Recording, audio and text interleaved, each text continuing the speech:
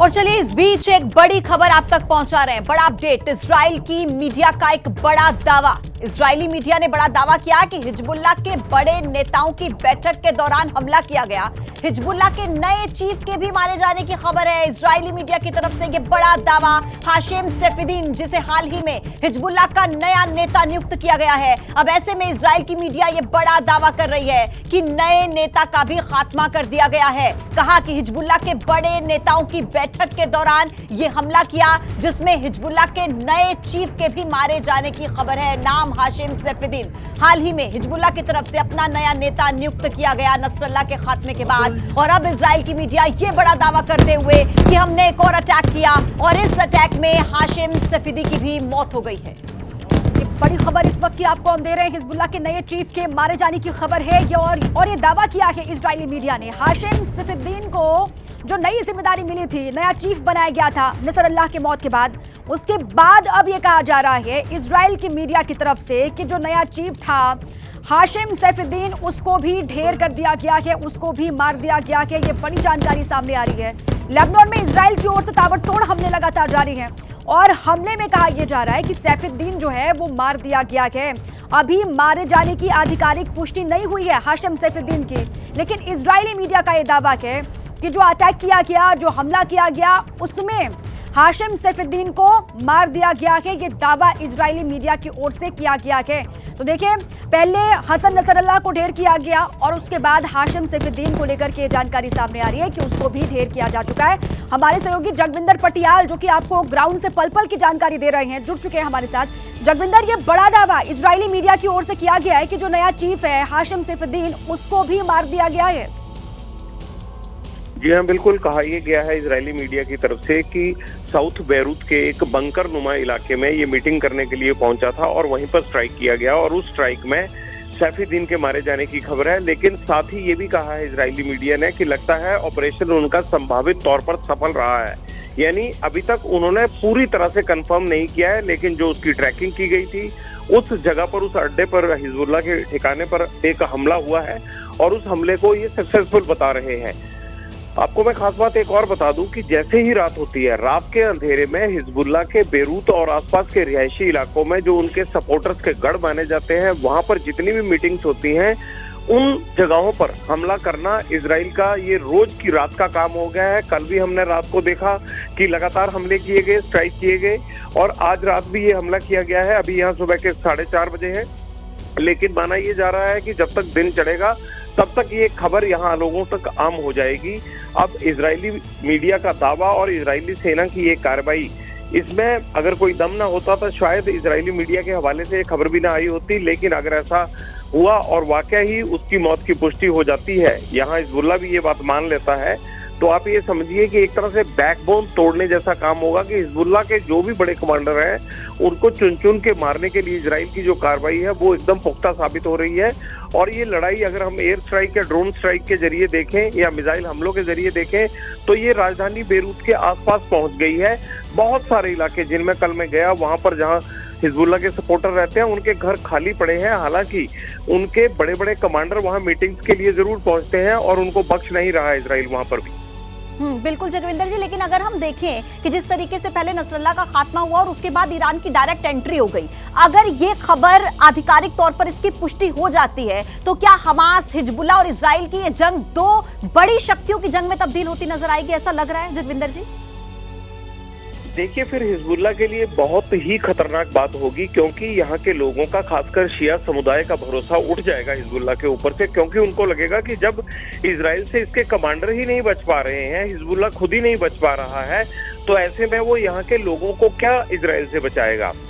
इसीलिए जितने ज्यादा शरणार्थी कैंपों में लोग रह रहे हैं या जिनको इवैक्यूएट किया जा रहा है, उनकी आस उम्मीद यही है कि इस बार 1982 से लेकर 2006 तक इजराइल के साथ जिस तरह से हिजबुल्लाह लड़ा है, उससे अलग तरीके से उसको रणनीति अपनानी होगी। केवल ये एम्बुश तक सीमित न रह जाए। जो ग्राउंड रेड साउथ लेबनान के बॉर्डर पर चल रही है इजराइल की, अगर वहां से सैनिक आगे बढ़ते हैं और दूसरी तरफ से सीधा बेरूत और उसके आसपास के इलाकों में, जहां इनके सपोर्टर्स बड़ी संख्या में रहते हैं, इनके बड़े बड़े दफ्तर हैं, इनके अड्डे हैं, वहां पर एयर स्ट्राइक किया जाता है, ड्रोन स्ट्राइक किया जाता है, तो ऐसे में हिजबुल्लाह खुद ना बच पाए तो वहां के लोगों का दबाव हिजबुल्लाह पर आ जाएगा, और ऐसे में ईरान को भी बैकफुट पर जाना पड़ेगा, सीरिया को भी, और यमन हुती जो कि उनका एक तरह से समर्थन कर रहे हैं और इजराइल को टारगेट कर रहे हैं। इजराइल हिजबुल्लाह के कमांडरों को मारकर इन तीनों देशों पर एक साथ हावी हो जाएगा, और जो लोकल लोग हैं जो खुद लेबनान में रहते हैं वो शिया समुदाय भी कहेगा कि हिजबुल्लाह फेल हो गया है, हिजबुल्लाह कमजोर पड़ गया है इजराइल के आगे। बिल्कुल बिल्कुल ठीक है जगविंदर जी, बहुत बहुत शुक्रिया आपका इस पूरी जानकारी के लिए। तो बड़ी खबर, हालांकि अभी तक इसकी आधिकारिक पुष्टि हुई नहीं है, लेकिन इजरायली मीडिया की ओर से दावा किया गया कि हिजबुल्लाह का नया चीफ जो है हाशिम सैफुद्दीन, उसको भी मार दिया गया है। ये सीधे तौर पर इजरायली मीडिया की ओर से कहा गया है। और इसी बीच एक बड़ी खबर आ रही है, वो आपको बता दें। देखिए, ईरान इजराइल के बीच में तनाव पर बड़ी खबर हमारे पास है। देखिए आप, ईरान ने इजराइल पर हमले का फुटेज जारी किया है। ईरान ने जो अटैक किया इजराइल पर, उसी का फुटेज है। ईरान ने मंगलवार को इजराइल पर हमला किया था और मंगलवार को किए गए हमले का वीडियो जारी किया गया है ईरान की ओर से।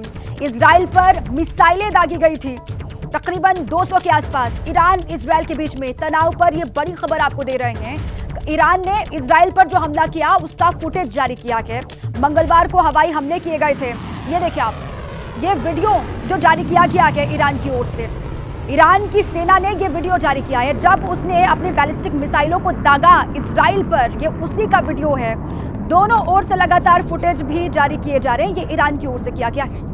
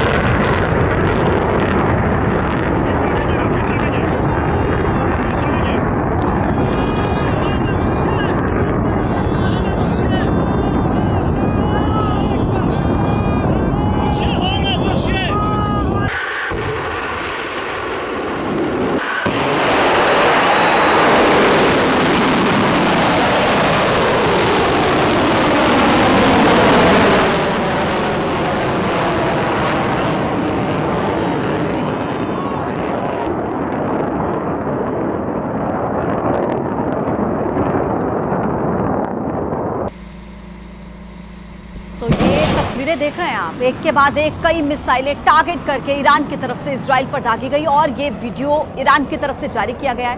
करीब 2000 किलोमीटर की दूरी से ईरान ने इजराइल पर ये बैलिस्टिक मिसाइल से अटैक किया है।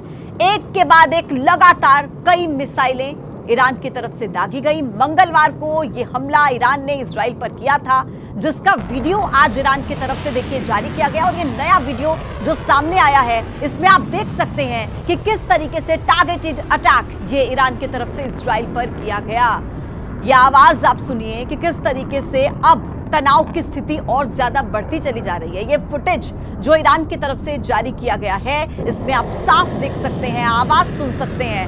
मिसाइल अटैक था ये, एक के बाद एक कई मिसाइलें दागता चला गया ईरान। और 2000 किलोमीटर की ये दूरी थी और इतनी दूरी से कई मिसाइलें एक साथ ईरान ने इजराइल की तरफ दागी।